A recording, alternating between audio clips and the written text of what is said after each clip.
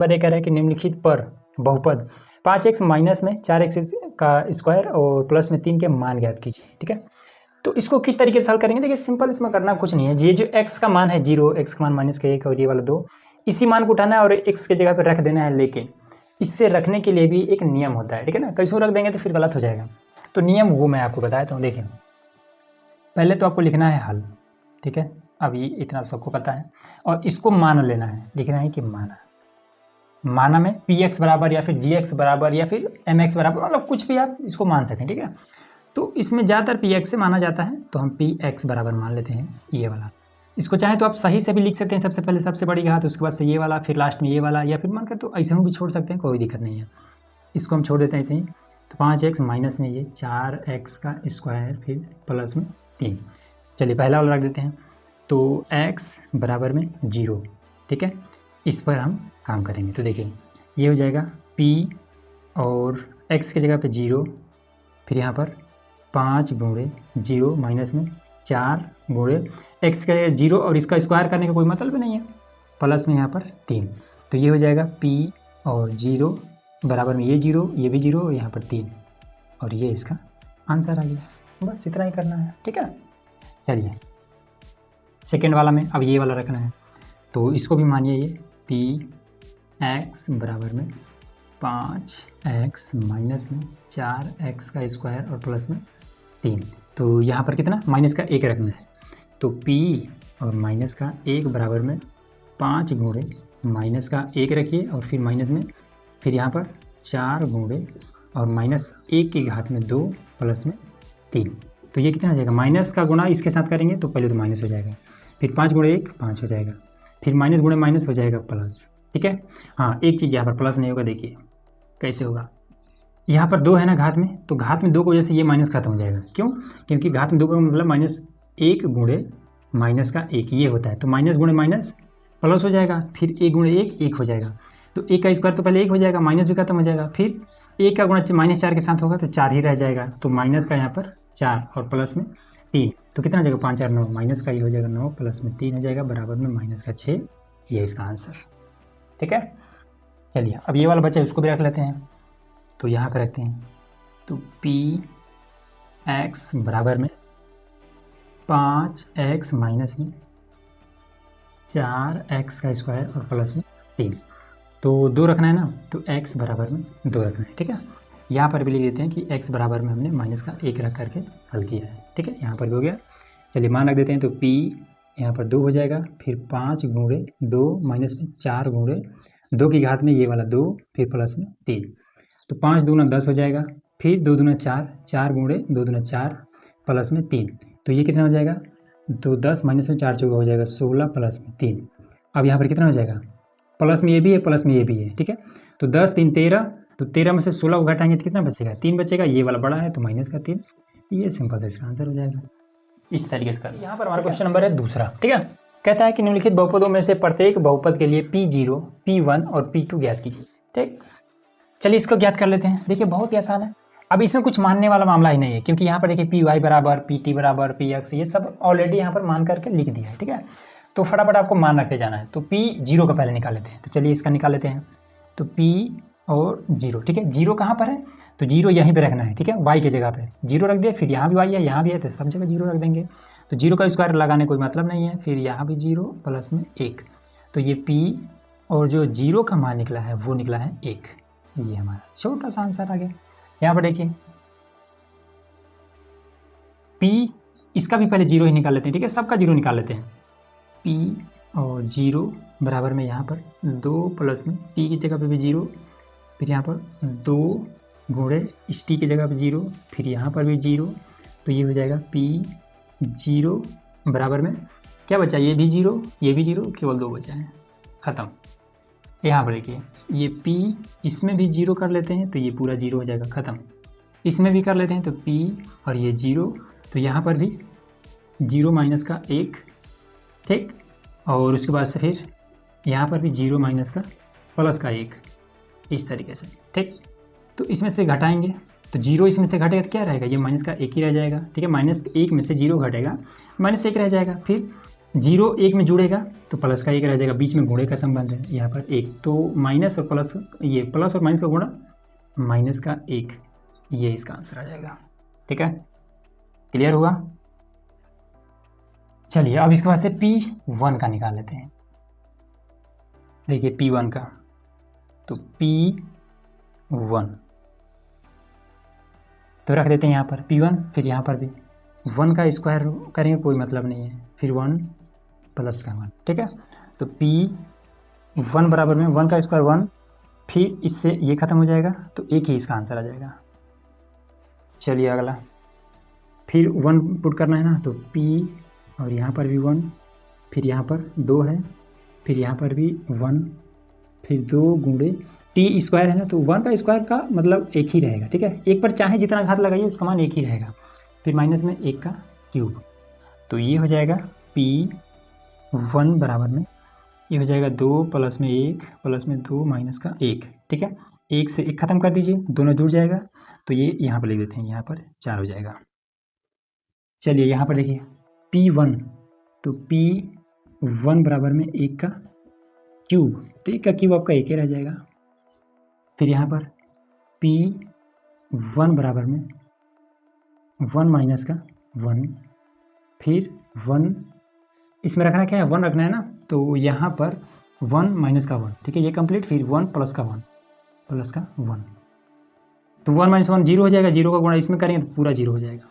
ये हमारा answer clear हुआ। ठीक है, चलिए एक हो गया, दूसरा हो गया, अब तीसरा में क्या है, P2 हमें बताना है, P2। चलो भैया P2 बता देते हैं, तो यहाँ पर हो जाएगा P और ये 2, तो यहाँ पर रख दिया हमने ना, फिर अब ये वाला तो बराबर लग गया, फिर यहाँ पर 2 का स्क्वायर कर देंगे, फिर माइनस में 2 हो जाएगा, फिर प्लस में 1, तो ये कितना हो जाएगा, 2 दूना हो जाएगा 4, माइनस में 2 प्लस में 1, तो 4 में से 2 जाएगा, 2 बचेगा, तो 2 और 1 3, तो यहाँ पर हो जाएगा ये 3, ये इसका आंसर।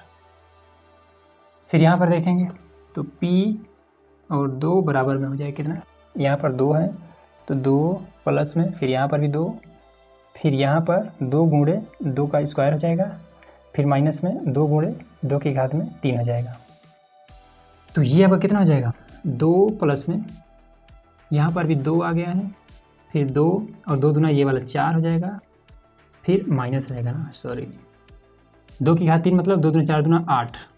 ठीक है, तो ये कितना हो जाएगा, 2 2 4, ये हो जाएगा 4, फिर 4 दूना 8 प्लस का 8 माइनस का 8, ये दोनों खत्म हो जाएगा, बचेगा 4, ये आंसर।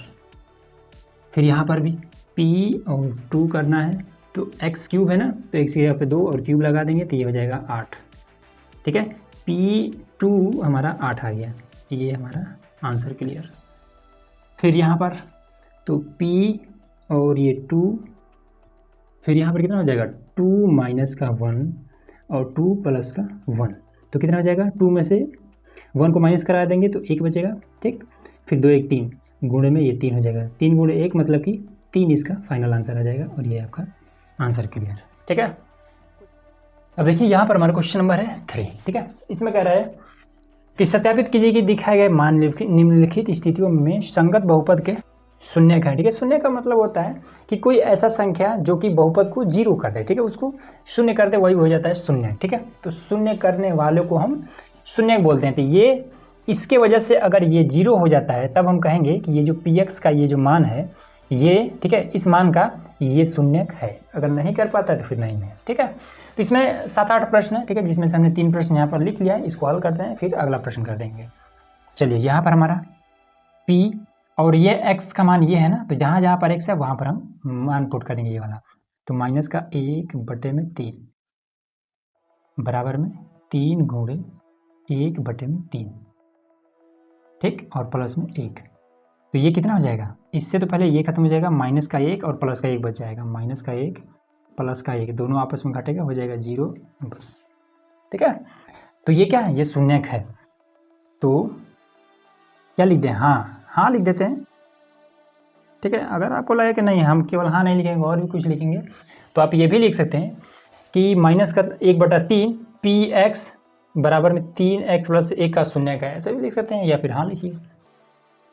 चलिए अगला देखते हैं, तो यहाँ पर 4/5, तो ये हो जाएगा p और इसके जगह पे 4/5 बराबर में फिर यहाँ पर 5 गुणे 4/5 माइनस का ये पाई, इससे ये ख़त्म। अब 4 और माइनस का पाई, इसका कोई इलाज नहीं है तो ये नहीं। ठीक, फिर अगला देखिए, 1 और माइनस का 1 दोनों है, चलिए दोनों कर देते हैं। तो p और पहले 1 का करते हैं, ठीक है, पहले 1 है ना, 1 बराबर में यहाँ पर हो जाएगा 1 का स्क्वायर माइनस में 1।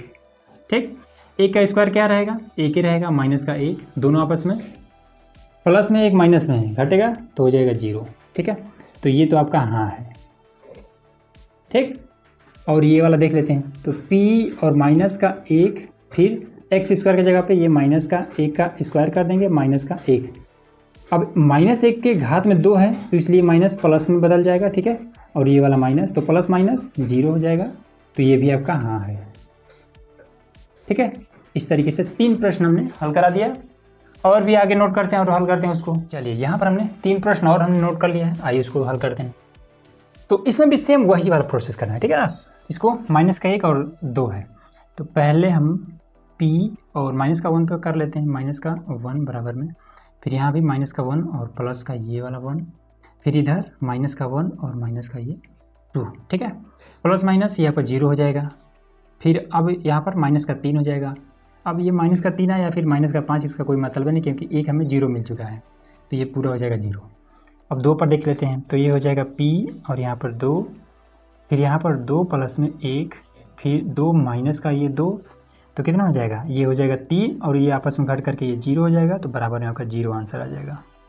ठीक, चलिए अगला करते हैं, x बराबर 0, तो p 0 बराबर में, अब यहाँ पर 0, ये तो ख़त्म, ये भी हाँ है, और ये भी हाँ है, और ये भी हाँ है। ठीक है, चलिए अगला देखिए, तो p और x के यहाँ पे माइनस का m/l, तो यहाँ पर माइनस का l है, x की जगह पे ये वाला, तो माइनस का m/l, ठीक, प्लस में m। अब इसमें क्या हो जाएगा, इससे ये खत्म हो जाएगा, माइनस गुणे माइनस हो जाएगा प्लस, तो m और प्लस में इधर वाला में। ठीक है, अब इसमें एक चीज़ और देख लेते हैं, यहाँ पर माइनस है, ठीक है, फिर इसमें भी माइनस है, हाँ ठीक है, कोई दिक्कत नहीं है, तो ये हो जाएगा 2 बार m, और ये इसका आंसर हो जाएगा। ये नहीं है, ठीक है, ये शून्यक नहीं हुआ है। ठीक, माइनस का m/l क्या है, इसका शून्यक नहीं है। ठीक है, चलिए, तो 6 प्रश्न हमने कर दिया, 2 प्रश्न अभी और है, उसको भी देखिए। चलिए, यहाँ पर ये हमारा लास्ट प्रश्न है, ठीक है ना, 3 का ही, ये 7वां और 8वां। चलिए इसको भी देख लेते हैं। तो ये सिंपल, पहले लिख लेते हैं हल, और x का मान ये 2 दिया हुआ है, ठीक है, तो ये p और x की जगह पे माइनस का 1/√3 बराबर में, फिर ये 3 गुणे 1/√3 और माइनस लगा लेते हैं, घात में 2 है, माइनस का 1। ठीक है, इस घात में 2 है, इसकी वजह से ये माइनस पहले तो ख़त्म हो जाएगा। ठीक है, माइनस खत्म हो जाएगा, फिर ये रूट भी खत्म हो जाएगा, 3 गुणे ये माइनस खत्म हो जाएगा। ठीक है, फिर 1 का स्क्वायर 1 रह जाएगा, फिर √3 पर जब इस तरीके से स्क्वायर लगाएंगे तब इसकी वजह से ये खत्म हो जाएगा, रूट माइनस का 1 है, तो ये कितना हो जाएगा, ये 3 गुणे 1/3 माइनस का 1, इससे ये खत्म हो जाएगा, तो 1 और ये माइनस का 1 बराबर में 0, खत्म।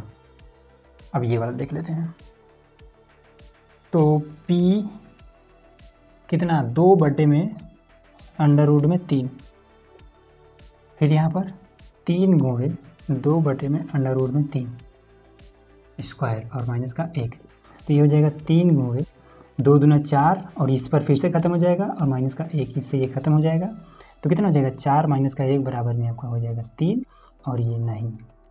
ठीक है, ये क्या है, शून्यक नहीं है। कौन शून्यक नहीं है, ये वाला तो शून्यक है, बट ये वाला इसका शून्यक नहीं है, और यहाँ पर इसको लिख देंगे हाँ। ठीक है, चलिए ये वाला देखिए, 1/2 रखना है, तो p 1/2, फिर 2 गुणे 1/2 प्लस में 1, इससे ये खत्म हो जाएगा, 1 प्लस में 1 बराबर में 2।